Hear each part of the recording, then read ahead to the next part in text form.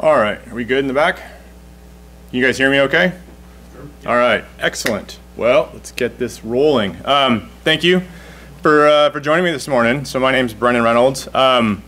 In preparing for this talk, our marketing team wrote the little blurb that went into the agenda and the program for the conference. So I sat with my team and said, hey, what are we going to do with that title and what they put together, and discussed quite a bit and refactored it a little bit to be more pragmatic. So today what I really want to talk about is some real world examples that my team and I have encountered with our customer base of bad things and bad days that they've had, and how if we could change the landscape and change the tables a little bit, how things could have been very different for some of these organizations we've worked with. So the title I updated to was, the need for speed. Really, why does time matter when we're looking at threat detection and then getting into incident response? So before we jump into to the meat of the talk, who am I? So my name is Brennen Reynolds. I actually live here in the Sacramento area. I am the senior director at Tanium. I manage our technical account management team. It's everybody that has any contact with the customer pre and post sales related to being technical in nature. So from product engineering to support, professional services, pre-sales SEs, all of that rolls into my team. Prior to that, I worked at McAfee, now Intel Security, now Intel's security arm or whatever they want to call it, doing similar things, working with state and local governments as well as the Fortune 100 level enterprise. And then before that, actually was for a firm that was here in the Sacramento area, was Western Blue, now NWN. I managed their security practice when it was Western Blue, and then when it became the merger of NWN, I managed it nationally. So again, pre and post sales. So I've been working in and around security my entire professional career, both in the private sector as well as the public sector. So today, kind of, the agenda, so to speak, that we're going to roll through is really look at what is the incident response landscape today, right? What are the trends? What are the aggregate statistics look like? We're going to go through some real life stories, some bad days for a lot of folks. What does an IR workflow look like? A lot of people don't really understand when you say you have an incident. What does that really look like? What does that mean? What are the challenges associated with that? And then talk about what the hope is for the future, right? How can we try and address some of these challenges, weaknesses, issues that we've seen time and time again popping up? So, starting off on a real downer note, let's get into a bad day, right? Nothing like engaging the audience with a terrible story of tragedy. So, incident number one that we're going to walk through. So this organization, or this scenario, the attacking entity or organization was extremely prescriptive and targeted in who they were going after. And what they ended up doing was they realized that the sector that they were going after and the information that they were interested in, there was a major marquee conference coming up shortly focused on that topic. So to try and go after ultimately their end desired goal of data collection from these corporations, what they did was they actually ended up compromising the website of the conference, right? Had no relationship to the customers that they were actually targeting or the accounts they were actually targeting. But they went after the website. They compromised the website in the way not to deface it, but that every abstract for every talk was a PDF document. And what they did was they replaced the PDF document with a weaponized version of the PDF, so that when you downloaded it as an unsuspecting visitor or attendee of the conference, it rendered just fine, looked totally benign. In the back end, taking advantage of some 0 days in Adobe, it was opening up a command and control port, phoning home, and allowing direct access to those systems. So they staged this. The website's compromised, the PDFs are hosted there, but then they didn't do anything else. There was no spear phishing campaign. There was no other reconnaissance or probing or pushing people. People were naturally coming here because, as we do in collaborative environments, by the way, it was not this conference, everybody can take a breath, was they relied on all of us saying, hey, I'm presenting. I'm sending an email to some of the people that I know in the state saying, hey, look, this is my talk, this is my abstract, come listen to Brennen talk at Tech Forum. And so what we saw, what happened was everybody started opening these emails, started viewing them. But again, the attackers were very targeted, right? They knew who they wanted to talk to, who they wanted to get the information from. And so when that PDF was opened and that connection phoned home, they didn't sit around and wait for weeks and months to come back and collect the data. Average time, 45 minutes. They were in, onto that PC, extracted everything they wanted, and gone. So 45 minutes is the time of breach, right? That is how fast this attack happened on the targeted systems.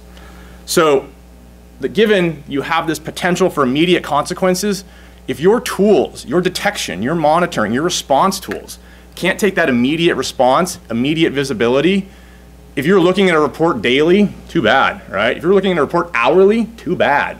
So how do we do something different and change the landscape? And we'll kind of come back to that. But you know, that was a bad day. It actually took them, took most of the major organizations several months to realize that that had happened.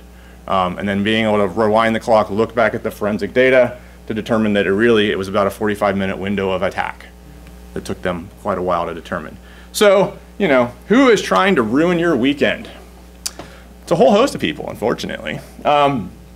But it really kind of runs on the scale, and Dell did a nice job in the report out of the SecureWorks organization earlier this year to kind of, you know, juxtapose the sophistication versus the prevalence. And so I think most of us would love to assume that we're special enough that we're only getting targeted by these guys up here, right, in a uber sophisticated nation state.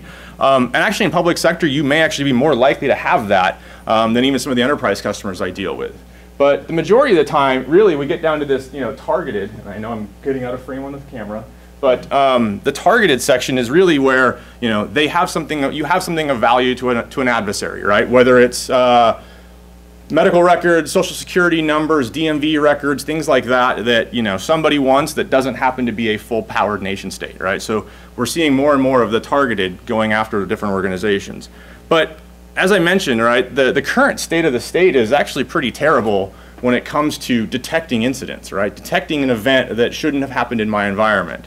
So I know maybe hard in the back to read. I'll kind of read some of the statistics. So Mandiant published earlier in February of this year their you know, look back at 2014 post-mortem. And really, you know, first categorization was, how are breaches identified, right? How do I determine as an organization that I had somebody compromise and take information or destroy information within my organization? Well, it turns out 31% of the time, one of your employees figures it out. That's actually not good, right? That means that 2/3 of the time, somebody outside your organization has basically contacted you, whether it's the FBI, Homeland Security, a business partner, or some kind of, you know, business entity, the media, unfortunately, or some of the, you know, open source or you know, threat research community that monitor the black net, the dark net, where credentials and stolen data gets, you know, resold to the highest bidder, and then they can kind of piece the story together and try and back it up to figure out where it potentially came from. So overall, though, you know, almost 70% is externally reported that the breach is even has you know, that a system has been breached. Couple that with the fact on the other statistic in big red of 205. That's the average that they found for 2014 of the number of days after the breach occurred until someone realized something bad was happening. Can you imagine in the real world if someone was robbing your house and over a course of 205 days they just kept coming and going and you weren't even aware they were there, right? You know, we kind of laugh at it, but that's frankly almost terrifying, right? I mean, I had one guy point out the last time first time I showed this slide, he's like, well, look, we went down by 24 days from 2013. I'm like, so what, right? It's 200 days. Like, kind of wish that was my PTO balance sometimes. Like, that is not a good statistic. So, you know, and then at the very bottom one, the longest one that they had you know, seen and investigated last year, the breach actually occurred almost 3,000 days before they identified that they had some kind of hack or some kind of event inside their organization. So these are pretty sobering statistics, and frankly, as an information security practitioner, I am not satisfied with those. I don't think anyone should be or could be. So we as an organization, as an industry, I think need to get better, right? And before we kind of talk about how we potentially can do that, why is that the case, right? Why is it that it takes so long for us, with all of the security tools that we spend, you know, a significant portion of our budget on, we have, you know, a significant amount of human capital running and monitoring, why are we still so bad at this, frankly? And it's because the life cycle of a targeted attack, right? Not your opportunistic drive-by download, but a targeted attack is very complex, and most of our defensive tools really don't watch for the majority of the activity in the attack cycle. So most of your traditional preventative and monitoring solutions are really looking at the first two phases of this attack, right? The ability to gain initial access and establish a foothold, right? Your AV vendors, your firewalls, your IPSs, they're looking for malicious things, right? Exploitation, malware, things that are, you know, trying to take advantage of a vulnerability or some kind of weakness in the architecture. But really, once I can get an established foothold, I get in it, I just start using standard system administration tools, right? And we'll kind of walk through some of this in more detail in a few slides, but we're not spending, you know, our network devices aren't watching when legitimate, you know, where what appears to be legitimate, you know, system administration commands are being executed in your organization. It'd be deafening the amount of data that gets, you know, produced. And so we'll see, you know, that the attackers can spin around laterally, continually moving and poking around inside organizations without ever raising these alarms once they get through this, right? So if all of our technology is basically spent right here trying to defend this, and we can get to here, we can just keep running around in circles and circles. So, you know, what makes this really, you know, so difficult? I think we all wish that this is what a targeted attack looks like, right? Is that, hey, I got a phishing campaign, hey, you popped a laptop, went to a server, went to another server, you know, nice linear chain, everything is, you know, easily traceable, and I can, you know, once I know something bad has happened, I can start walking that chain and understand exactly what happened inside my organization. But in practice, you know, that's not right. That is not even close to what it looks like. And I've got another slide that kind of shows a better representation. But, you know, why are they nonlinear, right? Well, think about it. If I dropped you blindfolded from a helicopter into a remote location, you know, your behavior is going to be erratic, right? You pop up and you really don't know where you are. So you start trying to, you know, reach out and understand where you are. So what we see is most times that the attacker, once they get a foothold, once they've established some kind of presence, they didn't land on the crown jewel they were going for, unless they're, you know, the guys that did the weaponized PDF. They're really like, okay, where am I? I need to survey the landscape, right? So again, that's that lateral spinning movement. And so they're kind of frantic and erratic and unpredictable when they're trying to map out, you know, without raising attention, of what potentially systems could be the ones that they're targeting that they're actually looking for. And then the other thing is that 205 days, right? Time is working against you. Log files roll over. Deleted data on the disk gets overwritten. So the longer we wait to go back and start our investigation, the more likely the data set is incomplete. So in reality, this is a much more clear picture of a traversal of, you know, an attack trajectory and attack graph, where you have a tremendous number of question marks. Like, I don't know how this system got compromised, probably because either the data was incomplete or destroyed, but it was somehow involved in this, right? And so it's much harder to scope out the entirety of what they've accessed, right? And really the crown jewels that they were really kind of going after, it becomes much more of a challenge to the practitioners to say, hey, you know, how do I roll time back with this incomplete picture and understand what's happening and what's going on in the, inside that incident? So, you know, let's throw a picture up here. You know, everybody can pretty much identify that as a castle, right? But how would you breach that, right? What are some ways you could think of breaching a castle? Go over the walls. Go over the walls, right? That's obvious. So if I'm an attacker, though, right? You know, catapult, yeah, send the army, send the archers, send the barbarians, right? But if I have infinite time and infinite tools, why wouldn't I go slower, more methodical, right? What if I could tunnel under the moat and just pop up inside, knock out a few guards, put their clothes on, and now I'm walking around? Who's going to notice that, right? So that's some of the challenges that we really focus on and see in practice. And so, you know, let's make the conversation a little more cheerful here. It's kind of a downer session, right? So let's have another bad day that's not your bad day. So this environment and this customer had been breached in the past. And as a result of being breached and doing the incident and the postmortem, they realized they needed to restructure their internal architecture such that the true crown jewels were basically segmented and gapped off from the traditional corporate environment, right? So they put in another layer of defense in depth, right? Another moat, another wall in the castle. Well, turns out that didn't quite solve the problem. So fast forward about 2 years after that first breach where they had re-architected, turns out they got popped again. So the attacker, the adversary, had gotten inside the corporate environment. He had taken complete control of the AD domain, had dumped the entire credential stack, so he knew everybody's passwords pretty much, or at least enough of the admin level accounts that he could do whatever he wanted. Had compromised the Exchange server, had been able to set up false email addresses within the organization, but really couldn't find what he was looking for. He couldn't find that crown jewel. What they ended up finding was, or being able to identify, was there's a set of systems, right, IPs and servers that I could get to. I couldn't authenticate, right? There was no way that any other credentials I had in the corporate domain were allowing me access to that set of systems. Aha, that's interesting if I'm a bad guy, right? What's behind door number 2? So, being rather savvy individuals or set of individuals, what did they do? They crafted a very legitimate looking email to a system admin saying, hey, I'm trying to get access to this. This was a large corporation spanning multiple, heck, even in a company of 200, you probably don't know everybody, right? Just a very nice, and guess what? We are helpful creatures. People are helpful. You always want to help a coworker.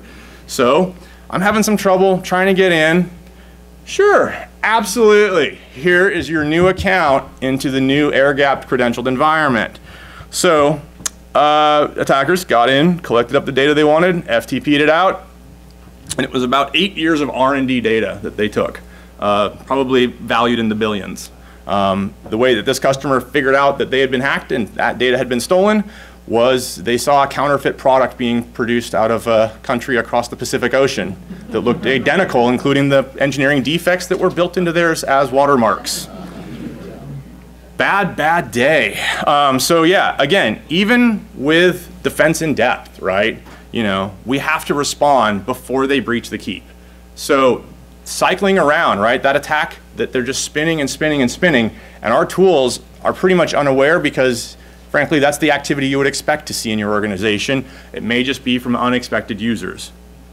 All right, our third bad day. So this is an organization that was very heavily on the warpath with mergers and acquisitions. They were doing a lot of small or regional types of firms that they were gobbling up and connecting in together. Obviously, you can probably guess that they didn't do a ton of assessment in the security posture and awareness of what was going on in every site that they started to bring on board. But actually, their team was really diligent. So one morning, one of the network engineers was reviewing the previous night's activity logs and saw it at 3 a.m., around 3 a.m., a really large file transfer between 2 internal servers that typically never talk to each other. So that was like that's odd. So he started looking, right, and saying, all right, well, what is this, right? Why did this happen? Who kicked off that scheduled task? And realized that it wasn't part of the normal business operation, business process, right? So incident response team assembled, all hands on deck, let's start investigating the problem. But really what that meant was, by day 3, we'd expanded the footprint. This was not just on that one site. There were at least 5 different geographic locations and sites that had been involved in this overall communication. Go back to my spaghetti diagram of the attack incident graphing. We found specific evidence of different types of malware that had been used, so we could go write an indicator of compromise definition that then we could take and apply to the organization and say, does this exist anywhere else that potentially we haven't seen a direct link from the host we started investigating? By day 5, it had covered, I would say about 80% of their organizational sites from the 11 different ones that they had, 60 different systems, and because of data being incomplete, even in a short period of time from initial detection, it was basically undecipherable how much data was exfiltrated out of the organization. So, it still took them 5 days or plus longer to then do the actual remediation, but, the attempts to scope that were pretty swift. But the incidents it wasn't just solved by saying, hey, where is the malware, right? Because then they started doing that lateral movement with legitimate commands and legitimate behaviors. So when you're talking and your teams talk about incident response and remediation efforts, really, hunting for malware is really just a small segment of the total of systems that were involved in an incident that may have been compromised, may have been used as a jump point. So it becomes, you need to be able to go to a much broader, holistic view of your organization and not be as myopic as, hey, I saw this system talk to this system, so I could ignore, all the other ones around and surrounding it. You guys feel like a good, cheerful talk now? I see a lot of people going, what? So, you know, speaking of malware though, right? Like some examples, right? And I said I want to try and be as pragmatic and realistic of like what are we seeing out in the wild, and you know, malware's now coming in all sorts of flavors and varieties. I think a lot of people have some misconceptions that you know, that are dated. Malware used to be a standalone executable. You could find it running on a system and be like, great, I'm going to kill it. We're all happy. World's better. That's not the case anymore, right? They're injecting, they're hiding, they're burying themselves in a whole host of number of ways. The other one is that they all actively maintain network communications, right? I can just sever that at my firewall, and I'm good. I can now remediate, I can clean up, and the bleeding has stopped. Not the case. And that you can really, yeah, kind of kill rogue processes, and you've kind of like, you know, whack-a-mole knocked them down. Three samples that we've seen in the last probably 9 months now, going back to alpha, in environments have, you know, not had any of those characteristics, right? So the first one basically mimics a legitimate Windows DLL service. I think it was the fax one, and gets loaded by SVC host on boot up. So there's no registry keys. It just lived in the right directory on the disk and got started up. It was beaconing out every 15 minutes to, you know, its evil IP command site, and it really, when it wasn't on its 15-minute interval, the domain that it was trying to go to actually changed locally to just resolve to the loopback. So you wouldn't see a lot of pinging on your network if you're watching for this, like, hey, is it beaconing out? What other systems are infected? It just sat there quietly, and every 15 minutes it'd pop its head up and ask for something, some new command and control. Extremely hard to find when you're looking at traditional AV and network defenses. Beta was another one that used the Cisco AnyConnect VPN module. Very common, very legitimate application that a lot of organizations use, but again, allows the ability to load in extensions and additional DLLs. So the attackers realized that everybody at that organization used Cisco, loaded it onto a few key workstations that then were a secondary backdoor, right? So they actually had a primary backdoor that the server admins and the network security operations team had found and shut down. This was the guy's backup. In practice, we'll see that some more targeted, sophisticated attackers will have 3 and 4 levels of backup. And when you find the first one and you shut it down and you haven't found the other 3, guess what they know? They know you found the first one. So they usually go dark for a while, and then they'll come back when you're not working anymore. You're all going to be terrified of me at this point, huh? So this one did something interesting where it actually, instead of reaching out via TCP to a command and control or fast flux DNS, it actually went to Google Drive, right? A Google Doc that it got its command and control over SSL. So unless you're planning on blocking port 443 to Google, you're not going to prevent that outbound communication. Again, very, non-traditional, and it only popped up once a day, right? So you'd have one communication to Google a day from 2 hosts. No one's going to find that needle in the stack. And then the last one was actually a web shell, right? So they compromised the web server, inserted some code, and it was actually like a reverse. So it was on their DMZ, so then the attacker just went to the right URL and it spun up the shell and it'll allow them into the organization. If all that wasn't bad enough, there's a tool out there called Mimikatz. It was written in a programming language called PowerShell. It runs only in memory. It never touches the disk that it's on. It leaves no physical artifacts of existence, and it will dump every credential stack that's on that system. From a security guy's perspective, it's very cool technology. From an attacker's perspective, it's a very powerful tool that is very, very difficult to determine and understand that it was in your organization at all. So I talked about the fact that the adversaries are using legitimate tools, right? So here's a whole host of things. I want, as bad guy on system 1, I want system 2 to do something for me. But I don't want anybody on the network or anything on the endpoint that I'm going after to have any kind of detection capabilities of what I'm doing. So I'm going to use very benign commands that, again, your system admins, your security admins, your network admins should be using on a daily basis. So I'm just going to say at, that host, I want you to execute this command, or psexec, or WMI, or PowerShell, right? So all 4 of these basically get that file copied over and executing at a specific time without raising any alarms from any of your internal monitoring and detection tools. So kind of, the net of all of this, bad days and scenarios, right, is that, after I get that initial foothold, after I get that initial compromise, the vast majority of the activity that's occurring is benign looking, right? It doesn't use a lot of exploits, doesn't use malware, it's not noisy, it's not denial of service. It's really just going after, and mimicking legitimate activities. So now we get to the how do we get better at this, right? That's the world we're living in today. How do we evolve as the defenders, right? Speed becomes essential. Being able to do the hunting and investigation and the detection and the notification in a much more rapid fashion becomes fundamental, right? So there's the haystack, right? The proverbial needle in the haystack. Well, at 205 days, what we're really doing is we're just going to go we're trying to find the haystack, right? Let alone the needle in it. We don't even know where the haystack is.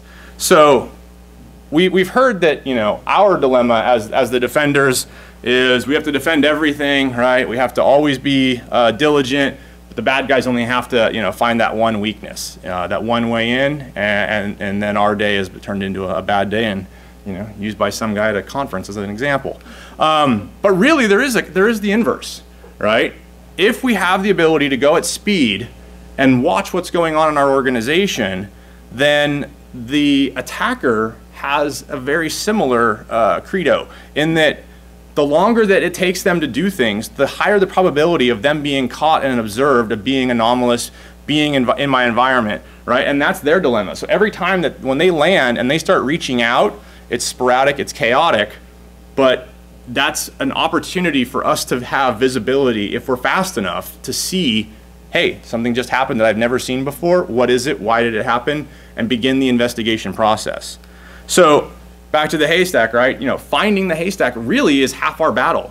The other half then is to just chop through that and find that needle as quickly as possible.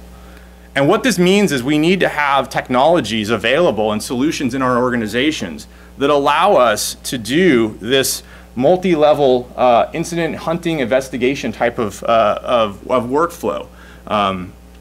Going from enterprise-wide, looking at everything holistically across my organization, whether I'm 300 systems to some of the customers I deal with that are now pushing over 1 million devices in their environment, right? How do I, in a matter of seconds, not minutes, hours, or days, collect information from all of those devices to understand, what's going on? And then when I have a system that I've keyed in on and say, hey, something is anomalous, something is unique about that, how do I dive deep, get complete visibility, forensic recording of everything that has been transpiring on that, so I can again roll the clock back and see what happened a few minutes ago now that I'm looking at this system. In the IR world, they typically refer to this as porpoising, right? Look broad, find something of interest and value, go deep, investigate, maybe find another characteristic, kind of come back out and ask, right? Pivoting from broad to narrow, at enterprise scales is frankly been an almost impossible challenge today. And so, what are we hunting for? Things like the local admin being logged in, DLLs and executables that are unique across my organization, right? If I can profile every computer in your company or in your department and say every executable, its cryptographic signature or fingerprint, and then I can stack those up and I can tell you, hey, this one only exists on one computer out of your entire department. Maybe that's something that's worth investigating, right? Why is one thing different, especially if it's something that's like living inside the Windows folder?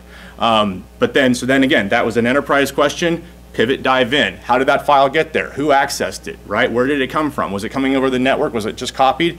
When was the last modified stamps? So being able to do that really, gets us into, using an indicator of compromise, right? Hunting for something that we think we know about in some kind of specificity, whether it's IP addresses, malware hashes, threat feeds that we're getting from outside sources, whether it's public sector sharing, FBI, Department of Homeland Security, or even some of the commercial vendors that are now selling, subscription services to threat intelligence. How do you take that, apply it to an organization at a holistic level in a timely fashion to determine is it applicable to me, and then if it is, dive in and start your investigation.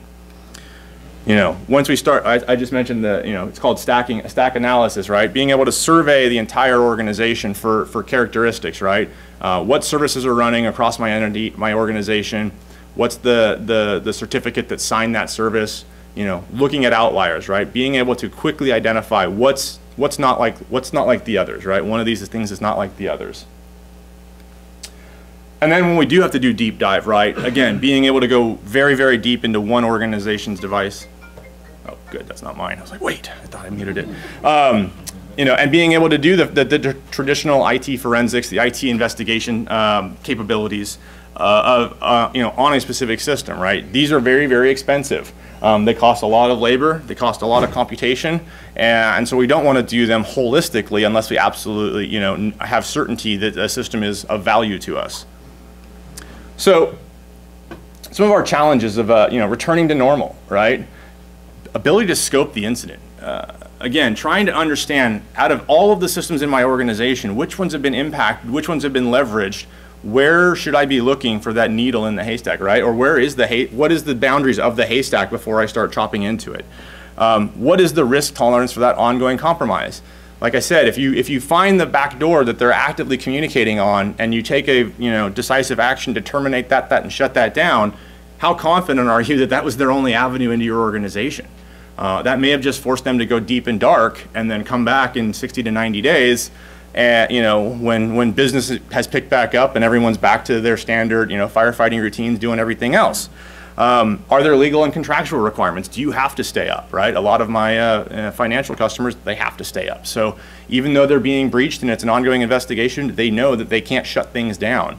Or it's, you know, in retail, right, it's a monetary value. They're not going to take the stores and the websites and things like that offline because it would just, you know, cost too much to the organization. Cadence of the attacker, right? How often do we see them coming in? Are they there daily? Do they come in once a month? Are they late night, early morning, blend in the middle of the day?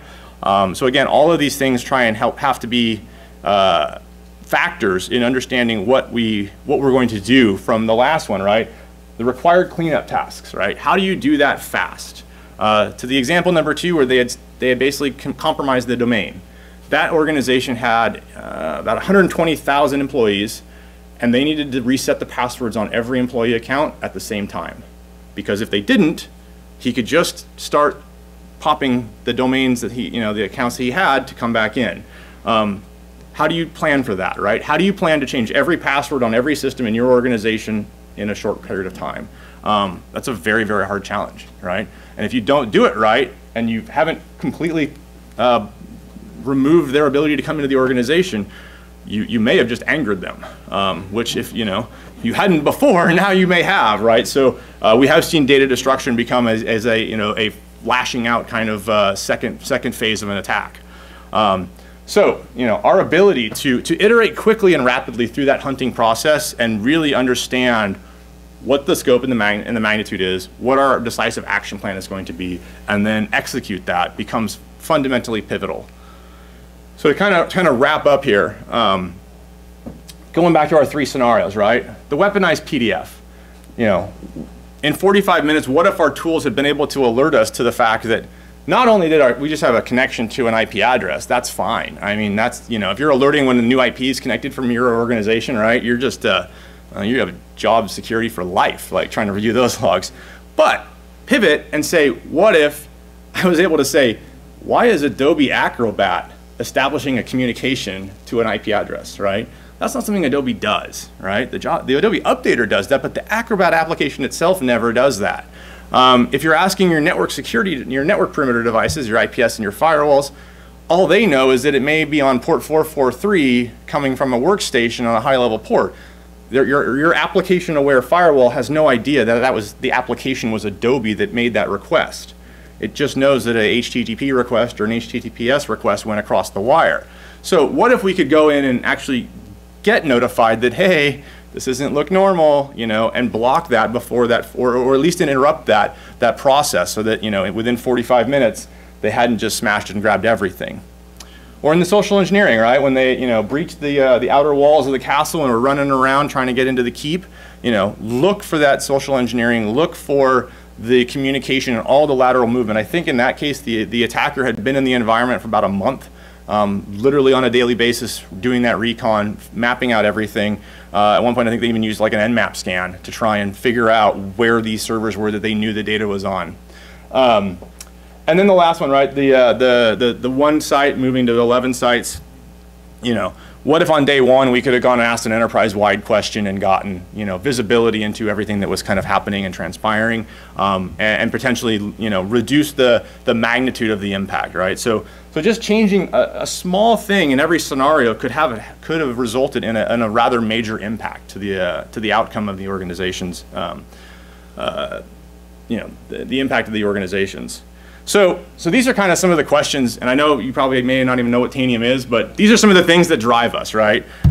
We'd be happy to talk to you in the expo hall, but you know, for us, like answering questions in minutes, days, and hours, or hours, minutes, hours, and days isn't acceptable. Our technology operates in seconds. We, you know, even at my global enterprises with hundreds and hundreds of thousands of devices, our benchmark is 15 to 20 seconds response time to be able to go out and do things with our platform across that entire footprint. Being able to not only ask that incredibly wide of everything in your organization, but then when you do find things of interest, dive incredibly deep onto one or a subset of systems and look at all of the data that's been occurring and activity that's been occurring on those. And then taking that endpoint-centric view, right? So in the weaponized PDF, right? Very, very easy to see that Adobe's reaching out and going and say, wait a sec, that's completely abnormal, completely unexpected behavior. You know, immediate action is required from our SOC and our incident response team. And then really just, you know, harnessing our platform's power to be able to go out, you know, continually evolve what the capabilities that are necessary to deal with these threats as these emerge, right? We talked internally when I was, like I said, building this deck out, and all of the examples I've talked about are at least 6 months old, because we didn't want to talk about what's going on today, because we've got some stuff that's obviously still, you know, in the works, so to speak, from our customer's perspective. So everything else is, you know, concluded, and I wouldn't say it's yesterday's attack, but it's definitely, this is aging material. So if this all caught you off, if this was interesting and new, that's not the new of today. That's the new of Christmas. So with that, you know, I think we've got a few official minutes left, but I thank you for the time. Happy to answer any and all questions, including, you know, whatever you may have. No one's leaving, so you're either too scared to walk out the door or... Yeah. So I was on your website as you were presenting, and one of the customers, your new customers, is Target. Yes. After the attack. Yes. So how does the technology help them now after the attack? Yeah, great question. So yeah, they were not a customer prior to the breach. So one thing that they're now able to do is there are several 100,000 devices in their organization, both internal corporate IT as well as the store's operations and the retail and the point of sale devices. The variant of malware that's targeted most of the retail stores that have had issues has been from a single family of malware that has a common set of characteristics, and then there's been unique variants, which is why the AV community has had a very tough time with it. But there's certain properties about how that modifies a point of sale software system, so that you can write a definition saying, you know, if there are files of this size in this specific directory, if these registry keys may exist, you know, it's a very, and I cut out some of the technical stuff that I had in here, but it's like a logic graph, right? And you can build that for these classes of malware. Target now applies that specification to all of their retail POS sites or terminals, I think on about a 15 to 30 minute interval. So if they get compromised again, or had they had that in the first place, the first system that got infected, you know, worst case, 30 minutes later, they would be getting a notification in their security operations. We have a positive confirmed match, right? That's an enterprise question. Dive deep, what happened, who was that system talking to?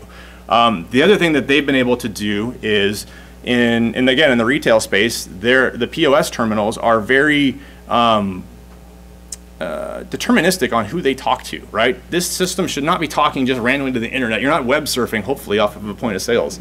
If you ever go to a retail store and the clerk is web surfing, pay with cash or go to a different store. But again, the systems are very deterministic. So we ask a question, again, on a very repetitive basis, a regular basis. I want to know every network connection you have, every endpoint that's in the POS environment, and send that back and build basically an anomaly baseline and a historical trend to say, hey, if a new address shows up, we are going to notify you. Doesn't necessarily mean it's malicious. Maybe the new version of software is going to a new server, but at least notify you when that first net new change is occurring in your organization. So those are some of the major ways that they've started to use us from that endpoint centric that were directly related to some of the artifacts of the breach. Yeah. It seems like your security is behavioral based. So are you complementary to existing security practices, to organizations when you walk in the door? What are you doing to think? Yeah, so we are very complementary to I would say the majority of the technologies you already have, right? So AV, you need to keep AV, unfortunately. I mean, as much as a drain on your resources it can be, it's an absolute necessity. What Tanium does is it does give you the ability to collect information. So the fundamental value prop of Tanium is anything you can do at the keyboard on one system in your organization, we can apply and do across your enterprise in a matter of 15 seconds. So any arbitrary piece of information, and today was very heavily on the security space, half of our use cases actually fall into systems management, asset inventory, operations side, not in the security incident response at all.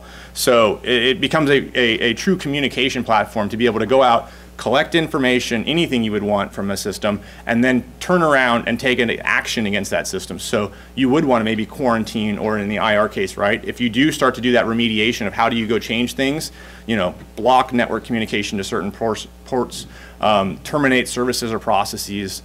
I've got some customers that, not from a malicious perspective, they don't allow Dropbox. So every 20 minutes across 200,000 systems, a command is issued that says if Dropbox is running, kill it.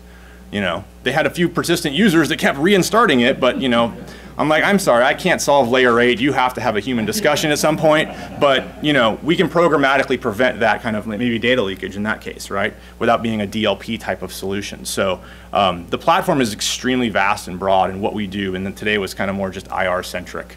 But yeah, it's very complementary to most of the controls you already have, including the ability to watch, are those controls operating as expected, right? Is your AV, I can go tell you right now that, is the DAT file accurate or up to date on every device in your organization, and get that answer in 15 seconds with actually querying the endpoint, not looking in a database, right? We don't have a database that we're pulling any of this info from. It's all real touch, real time to every device. And I think I might be officially out of time, maybe one more minute, but one more question, and then we can take it all, off the record, so to speak. Sure. So it seems like your product or your service is very specific to the business. So it seems like you guys are looking for patterns, but it's definitely different per business. So is there a lot of consulting necessary to put this up? Yeah, great question. So Tanium is a product, not a service. We actually don't have a professional services team. We don't even offer professional services because it is not hard to roll out. Most of the time our customers start off doing a pilot with us in their environment, get familiar with how to roll out the product using existing distribution tools you have. So if you're a McAfee or a Symantec customer, we can use their AV console and AV agent communication to push our agent out to the endpoint. If you SCCM, Altiris, BigFix, some software distribution, Active Directory logon scripts. So we typically have, during the pilot phase, customers get familiar with, and we packaged it and test that it works just autonomously using your current tools. I had one customer that from Sunday night at 8 p.m. this last Sunday to Monday morning at 6 a.m. he rolled it out to 120,000 devices, and it's a very large hospital environment. So systems that can't go down. We don't require reboots. Like the end user has no idea that they just got Tanium installed.